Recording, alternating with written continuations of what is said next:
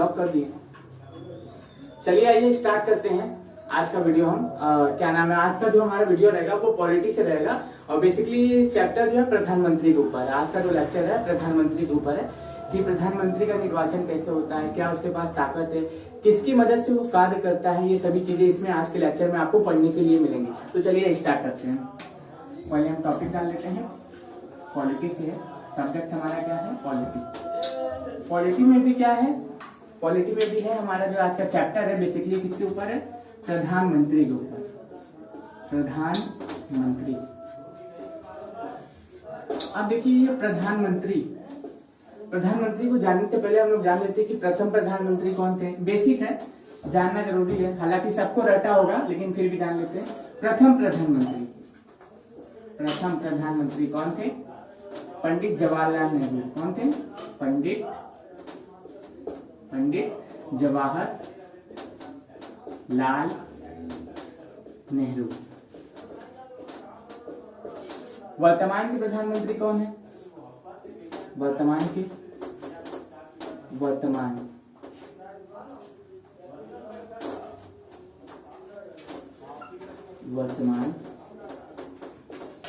के प्रधानमंत्री कौन है, श्री नरेंद्र मोदी। इनको भी श्री लगा सकते थे लेकिन लगाना भूल गए। तो कौन प्रथम प्रधानमंत्री कौन थे, पंडित जवाहरलाल नेहरू। वर्तमान के प्रधानमंत्री कौन है, श्री नरेंद्र मोदी। कौन है, नरेंद्र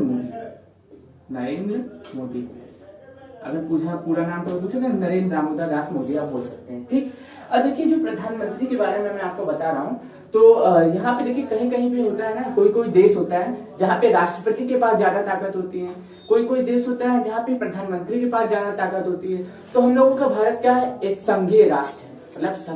मतलब कई राज्यों को मिला के भारत एक संघ है। तो इसके पास इसमें वास्तविक जो सत्ता है, वास्तविक कार्यपालिका की जो ताकत है वो किसके पास है, प्रधानमंत्री के पास है।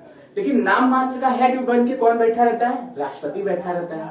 अब देखिए हम जैसे कि बात करते हैं, जैसे कि भारत की बात करें, इंडिया की बात करें, तो इसमें क्या होता है, यहाँ पे लोकसभा है, ठीक, राज्यसभा है, ठीक, और प्रेसिडेंट है।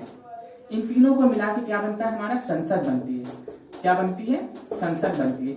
लोकसभा, राज्यसभा और प्रेसिडेंट तीनों को मिला के हमारा क्या बनता है, पार्लियामेंट बनता है। पार्लियामेंट यानी कि संसद बनती है। क्या बनती है, संसद बनती है। अब लोकसभा में वर्तमान में अगर हम लोग जाने, वर्तमान में थोड़ा सा हम मुआयना भी कर लेते हैं कि लोकसभा में जो होते हैं सांसद चुने जाते हैं, सांसद चुने जाते हैं। इस समय वर्तमान में 543 सांसद हैं हमारे पास। कितने हैं, 543 सांसद हैं। राज्यसभा के सदस्य भी, राज्यसभा की सीटें कितनी हैं, लोकसभा की सीटें हैं 543, ठीक। एक 2 आंग्ल इंडियन चुने जाते थे, उनको समाप्त कर दिया गया है। तो 2 आंग्ल इंडियन जो चुने जाते थे उनको समाप्त करने के पश्चात अभी हमारे भारत में लोकसभा की टोटल सीटें हैं 543 और राज्यसभा की टोटल सीटें हैं 245। उसमें से 12 क्या करता है, प्रेसिडेंट मनोनीत करता है। और प्रेसिडेंट के पास तो पावर है ही है। मैंने इसके बारे में आपको बेसिकली पढ़ाया हुआ है कि प्रेसिडेंट के बारे में, वाइस प्रेसिडेंट के बारे में। आज हम लोग पढ़ किसके बारे में रहे, प्रधानमंत्री के बारे में। तो चलिए प्रधानमंत्री पे भी जिक्र करते हैं, ठीक, इसको इधर रख करते हैं। अब देखिए जो हमारे जो नरेंद्र मोदी साहब हैं, जो हमारे प्रधानमंत्री हैं, माननीय प्रधानमंत्री जी, वो लोकसभा से चुन के आए हैं। किससे, कौन से सदन से चुन के आए, लोकसभा से चुन के आए। किस सदन से चुन के आए, लोकसभा से चुने गए हमारे माननीय प्रधानमंत्री श्री नरेंद्र दामोदर दास मोदी। कौन, श्री नरेंद्र मोदी जी। अब लोकसभा के मेंबर, ठीक, लोकसभा के मेंबर बनने के लिए आयु कितनी चाहिए होती है, ठीक, लोकसभा के मेंबर बनने के लिए 25 वर्ष आयु चाहिए होती है। राज्यसभा के मेंबर बनने के लिए कितनी आयु होनी चाहिए, 30 वर्ष आयु होनी चाहिए। अब क्वेश्चन ये बनता है कि जो हमारे देश का प्रधानमंत्री होता है, वो केवल लोकसभा का ही हो सकता है। क्या ये मेरा कथन सही है, आप कमेंट करके बताइए। गलत बोल रहा हूं ना, तो क्या हो सकता है, हमारे भारत का जो प्रधानमंत्री है लोकसभा और राज्यसभा किसी भी सदन का मेंबर हो सकता है। लोकसभा और राज्यसभा किसी भी सदन का मेंबर कौन हो सकता है, हमारे देश का प्रधानमंत्री हो सकता है। प्रधानमंत्री बनने के लिए मिनिमम मतलब कम से कम कितनी आयु चाहिए, प्रधानमंत्री बनने के लिए हमारे देश के नागरिकों को 25 वर्ष की आयु चाहिए। कितनी चाहिए? 25 वर्ष की आयु चाहिए। अगर वो लोकसभा से चुन के आता है, अगर वो लोकसभा से चुन के आता है हमारे देश का प्रधानमंत्री, तो कितनी वर्ष आयु होनी चाहिए? 25 वर्ष। अगर राज्यसभा से चुन के आता है तो कितनी वर्ष आयु होनी चाहिए? 30 वर्ष। याद रखिएगा, लोकसभा से चुन के आता है हमारे देश का प्रधानमंत्री तो उसकी आयु होनी चाहिए 25 वर्ष, और राज्यसभा से चुन के आता है तो उसकी आयु होनी चाहिए कितनी? 30 वर्ष। प्रधानमंत्री का कार्यकाल कितने दिन का होता है? प्रधानमंत्री का कार्यकाल कितने दिन का होता है? जो प्रधानमंत्री होते हैं, ठीक, जो हमारे देश के प्रधानमंत्री होते हैं, उनका जो कार्यकाल होता है, हमारे देश के प्रधानमंत्री जो होते हैं उनका जो कार्यकाल होता है 5 वर्ष होता है। ठीक, तो 5 वर्ष होता है। कितना होता है? 5 वर्ष होता है। लेकिन वो राष्ट्रपति के प्रसाद पर्यंत होते हैं। क्या होते हैं? राष्ट्रपति के प्रसाद पर्यंत होते हैं। क्या होते हैं? पर्यंत। राष्ट्रपति के प्रसाद पर्यंत का मतलब है कि राष्ट्रपति जब तक लोकसभा में प्रधानमंत्री की जो पार्टी है उसके पास बहुमत है, तब तक देश का प्रधानमंत्री वो व्यक्ति चुना रहेगा, तब तक वो व्यक्ति प्रधानमंत्री बना रहेगा। अगर मान लीजिए मोदी जी को मान लीजिए हम अगर प्रधानमंत्री के चुनाव के लिए खड़े होते हैं, ठीक, मान लीजिए हम बीजेपी के नेता हैं, बहुमत दल के नेता हैं, और हमारा नाम नॉमिनेट किया गया है कि हमारे अगर पार्टी जीतती है तो शंकर कुशवाहा को देश का प्रधानमंत्री बनाया जाएगा। तो कितनी % सीटें हमें प्राप्त करनी होंगी कि हमारी पार्टी जीते? तो कितनी होगी? जैसे मान लीजिए 543 है, ठीक, तो इसका 50% और +1 अगर हम सीटें पाते हैं, 543 सीटें का 50% +1 हम पा जाते हैं, तो क्या हो जाएंगे? हम प्रधानमंत्री चुन लिए जाएंगे। हम क्या हो जाएंगे? भारत के प्रधानमंत्री चुन लिए जाएंगे। कौन चुनेगा? बहुमत दल का नेता जो होगा वो हमारा नाम नॉमिनेट करेगा। किसके सामने? राष्ट्रपति के सामने। बोलेगा भैया इनको शपथ दिलाइए, इनको नियुक्त करिए। अब बीजेपी के जो मेंबर रहेंगे, चुने रहेंगे, वो क्या कहेंगे कि शंकर कुशवाहा को हमारे देश का प्रधानमंत्री बनाया जाए। तो प्रधानमंत्री का चुनाव नहीं होता है, प्रधानमंत्री को नियुक्त किया जाता है। क्वेश्चन ये बनता है कि क्या प्रधानमंत्री का चुनाव होता है?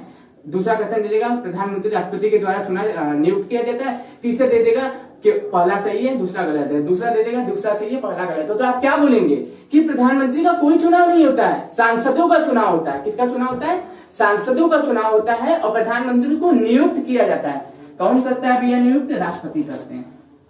कितने साल के लिए करते हैं? 5 साल के लिए। लेकिन हम यहाँ क्यों लिख दिए कि राष्ट्रपति के प्रसाद पर्यंत है? हम मान लीजिए हमें 300 सीटें मिली, हम तो भैया जीत गए, 300 सीटें मिली, हम जीत गए, हम प्रधानमंत्री बन गए। लेकिन हुआ क्या कि कुछ दिनों बाद हमारे जो 100 सांसद हमें छोड़ के भाग गए, 100 सांसद हमारे छोड़ के हमें भाग गए, ठीक, या तो वो रिटायरमेंट ले लिए, ठीक, तो क्या हो जाएगा? हमारे पास 200 सीटें हैं, तो मेरी तो सरकार गिर गई ना, तो हम तो प्रधानमंत्री पद पर रहेंगे नहीं। फिर राष्ट्रपति क्या करेगा उस समय? राष्ट्रपति क्या करेगा? जिस पार्टी के पास ज्यादा सीटें होंगी, राष्ट्रपति क्या करेगा? राष्ट्रपति क्या करेगा कि आपको हम 15 दिन, 20 दिन, हर महीना भर जितने भी दिन का मोहलत देते हैं, आप अपनी बहुमत साबित करिए, अन्यथा या क्या होगा? फिर से चुनाव होगा। कब होगा चुनाव? 6 महीने के अंदर अगर होना होगा तो हो जाएगा, नहीं तो राष्ट्रपति क्या करेगा? 6 महीने के अंदर इनको समय देगा। मान लीजिए 1 महीने का समय दे दिया कि आप बहुमत साबित करिए, अन्यथा क्या होगा? फिर से चुनाव होगा। नहीं बहुमत साबित कर पाए तो क्या होगा? चुनाव होगा, और फिर दोबारा से चुनाव के द्वारा चुने जाएंगे हमारे देश के प्रधानमंत्री, चाहे जो भी बने, ठीक। तो कितनी बातें आपको पता चली कि सबसे पहली बात, हमारे देश का जो प्रधानमंत्री होता है, लोकसभा राज्यसभा कहीं का भी मेंबर हो सकता है। प्रधानमंत्री बनने के लिए मिनिमम आयु कितनी चाहिए? 25 वर्ष चाहिए। प्रधानमंत्री को कौन नियुक्त करता है? राष्ट्रपति नियुक्त करता है। प्रधानमंत्री का कार्यकाल कितने दिन का होता है? 5 साल के लिए होता है, लेकिन राष्ट्रपति के प्रसाद पर्यंत होता है। मतलब राष्ट्रपति के प्रसाद पर्यंत का कि जब तक हमारी पार्टी के पास बहुमत है तब तक हम प्रधानमंत्री बने रहेंगे। बहुमत गई, प्रधानमंत्री की भी छुट्टी, उनको भी अपने पद को त्यागना पड़ेगा। अब देखिए, मैंने एक बात आपको बताई कि राष्ट्रपति जो है लोकसभा और राज्यसभा कहीं का भी मेंबर हो सकता है।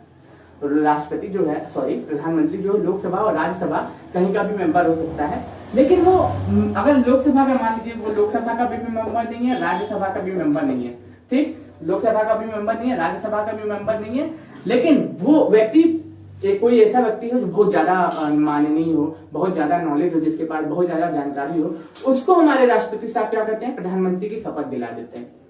एक क्वेश्चन ये बन गया कि राष्ट्रपति साहब किसको शपथ दिलाते हैं? प्रधानमंत्री को शपथ कौन दिलाता है? राष्ट्रपति साहब दिलाते हैं। अब मान लीजिए लोकसभा के भी हम मेंबर नहीं है, राज्यसभा के भी मेंबर नहीं है, फिर भी हमें प्रधानमंत्री बना दिया जाता है, तो हमें 6 माह के अंदर या तो लोकसभा की या तो राज्यसभा की सदस्यता लेनी पड़ेगी, या तो लोकसभा की या तो राज्यसभा की सदस्यता लेनी पड़ेगी, अन्यथा हमें हमारे पद को त्यागना पड़ेगा।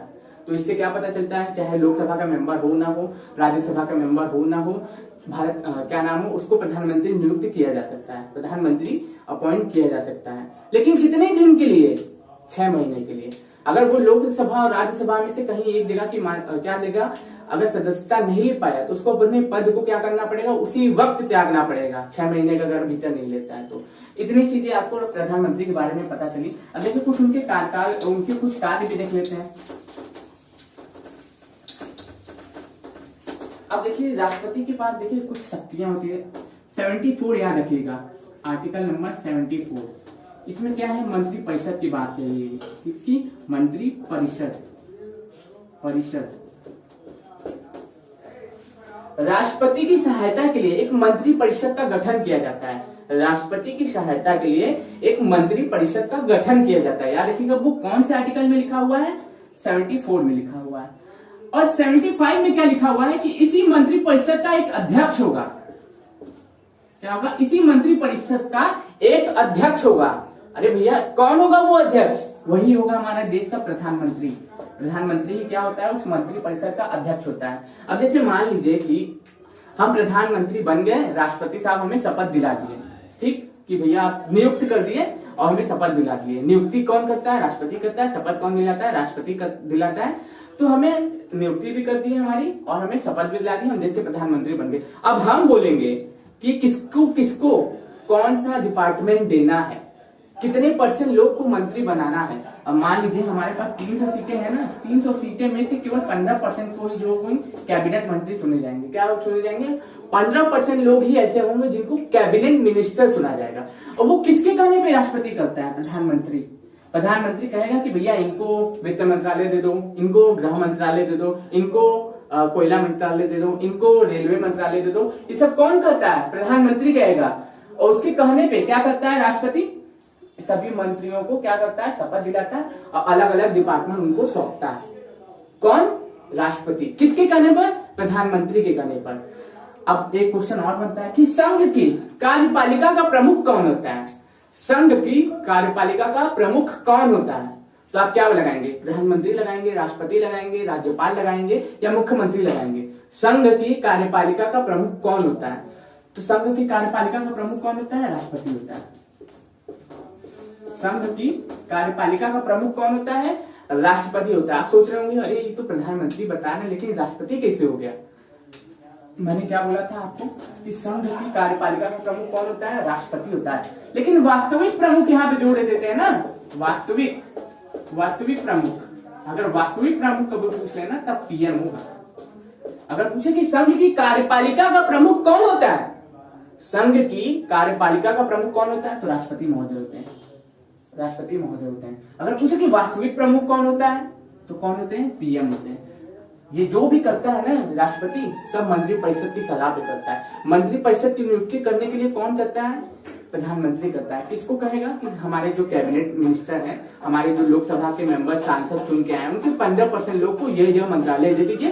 राष्ट्रपति कहेगा, प्रधानमंत्री कहेगा राष्ट्रपति से, और राष्ट्रपति उन्हीं के अनुसार उनको क्या करेगा? शपथ दिलाएगा, उनको कार्यभार सौंपेगा, उनको मंत्रालय सौंपेगा।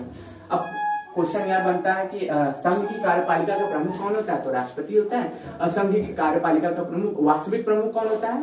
तो प्रधानमंत्री होता है।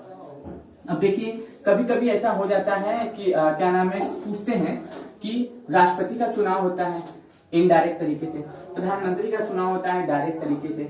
अब हमारे देश में अगर प्रधानमंत्री का पद था तो राष्ट्रपति को क्यों ले आया गया? अब क्वेश्चन बोलता है ना कि अगर हमारे देश में राष्ट्रपति, ठीक, अगर मान लीजिए हमारे देश में प्रधानमंत्री का पद था तो राष्ट्रपति का पद ले आने की जरूरत क्या थी? प्रधानमंत्री। अब जैसा कि मैंने आपको अभी 10 मिनट पहले बताया कि मान लीजिए संसद में सदन गिरता है, सदन बनता है, सरकार आती है, सरकार जाती है, लेकिन किस सदन में? प्रिय सदन कौन सा? लोकसभा। सरकार गिरती है, सरकार बनती है, कौन से सदन में? लोकसभा में। अब सरकार गिर गई, मान लीजिए 300 सीट हम पाए रहे, हमारी पार्टी बीजेपी पार्टी, हम प्रधानमंत्री बन गए, 1 महीने बाद हुआ 200 सीट होगी, 100 लोग छोड़ के भाग गए, हमें रिटायरमेंट ले लिए या सदस्यता रद्द हो गई, 100 लोग छोड़ के भागे, बहुमत तो है नहीं। तो उस समय संघ की कार्यपालिका को संभालने के लिए कोई होना चाहिए था ना, इसीलिए राष्ट्रपति का पद लाया गया, इसीलिए राष्ट्रपति का पद लाया गया। और मैंने जैसे आपको बताया कि सरकार बनती है, सरकार गिरती है कौन से सदन में? प्रिय सदन में। कौन सा प्रिय सदन है? लोकसभा। निम्न सदन कौन है? लोकसभा। उच्च सदन कौन है? राज्यसभा। परमानेंट सदन कौन है? राज्यसभा। और विघटन और क्या नाम है, कार्यभार समाप्त होने वाला सदन कौन सा है? लोकसभा। याद रखिएगा इसको। इतने ही क्वेश्चन आपके प्रधानमंत्री से बनते हैं, इससे ज्यादा क्वेश्चन है ही नहीं। अब एक क्वेश्चन ये बनता है कि प्रधानमंत्री का जो एक व्यक्ति कितनी बार प्रधानमंत्री बन सकता है? तो नो लिमिट है। क्या है? No limit. नो लिमिट कितनी बार भी बन सकता है। अरे मरते रहो, गिरते रहो, पढ़ते रहो। अगर तुम्हारी पार्टी के पास बहुमत है, अगर पार्टी के लोग तुम्हें बोलते हैं कि भैया तुम ही कार्यभार संभालो, तुम ही पद संभालो, तो कितनी बार भी तुम देश के प्रधानमंत्री बन सकते हो। ये नहीं है कि तुम केवल 2 बार बन सकते हो, 3 बार बन सकते हो। जैसे किसी अलग अलग देश का अलग अलग कानून है। हम लोग क्या है? हम लोग का जो है देश लोकतांत्रिक देश है। क्या है? लोकतांत्रिक देश है। लोकतांत्रिक देश है। लोकतंत्र की बात करते हैं हम लोग ना। क्या करते हैं? हमारे जो नेता है, हमारे जो प्रधानमंत्री है, इनडायरेक्ट तरीके से चुना जाता है। प्रधानमंत्री क्या होता है? इनडायरेक्ट तरीके से चुना जाता है। अपॉइंट होता है कौन करता है? राष्ट्रपति करता है। लेकिन हमारे जो सांसद होते हैं वो क्या होते हैं? डायरेक्ट तरीके से चुने जाते हैं। हम लोग जाके वोट करते हैं ना सांसद को। मोदी जी बनारस से चुनाव लड़े थे तो हम लोग जाके वोट किए थे, तो हम लोग क्या चुने थे? सांसद को चुने थे, प्रधानमंत्री को नहीं चुने थे। याद रखिएगा। बस इतनी ही बातें आपसे क्वेश्चन में बनेंगी। अगर आप इस लेक्चर को ईमानदारी से देखते हैं तो आपका एक भी क्वेश्चन प्रधानमंत्री से मिस होने वाला नहीं है। याद रखिएगा आप लोग। तो मैं आशा करता हूं आपको ये लेक्चर पसंद आया होगा। अगर पसंद आया होगा ना तो आप इस वीडियो को पूरा देखिएगा और अपना फीडबैक दीजिएगा। आप फीडबैक नहीं दे रहे हैं आप लोग। अगर फीडबैक नहीं देंगे तो हमें कैसा पता चलेगा कि आप लोग हमारे वीडियो देख रहे हैं कि नहीं देख रहे हैं। तो चलिए फालतू की बात बंद करते हैं और आज का लेक्चर खत्म करते हैं। धन्यवाद।